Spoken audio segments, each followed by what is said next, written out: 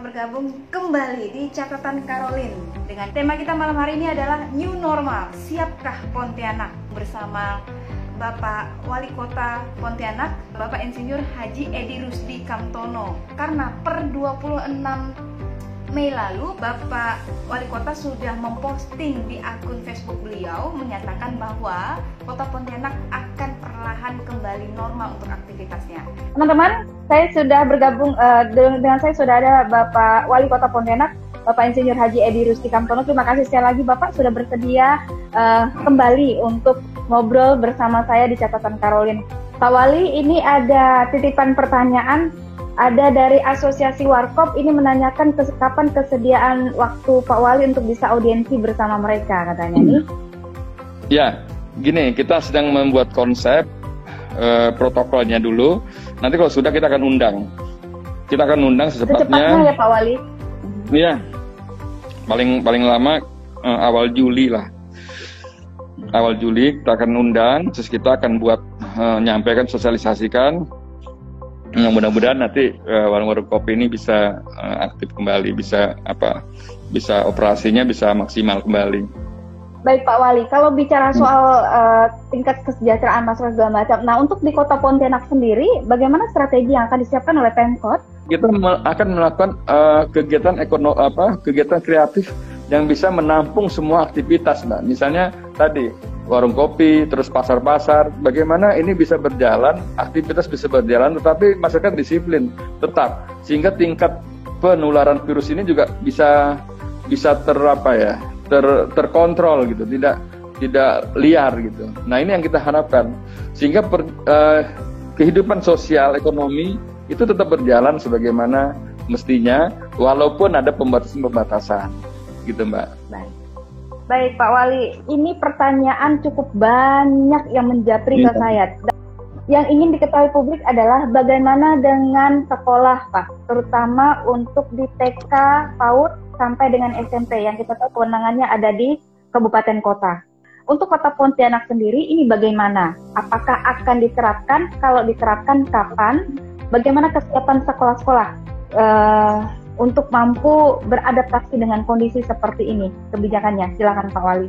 Ya Mbak Eva, jadi begini, kita sedang menyusun protokol kesehatan untuk pendidikan, terus protokol untuk mall dan warung-warung kopi, misalnya protokol di jalan raya. Jadi semua ada protokolnya. Nah, di pendidikan memang batas akhir sebenarnya kita sampaikan surat saya yang kemarin adalah sampai tanggal 30 Mei. Nah, terus ada pertanyaan apakah diperpanjang? Nah, setelah melihat situasi dan masukan dari para orang tua, sementara ini kita perpanjang dulu ya, sambil kita menyiapkan new normal untuk di pendidikan. Kan gini, new normal di pendidikan harus kursinya nanti jaraknya harus 1,5 meter, 1,5 meter satu orang gitu. Yang tadinya satu meja 2 orang kita harus pisahkan.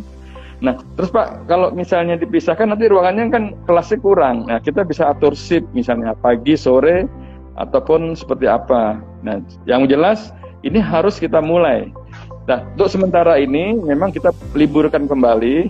Ada masukan sampai tahun ajaran baru bulan Juli.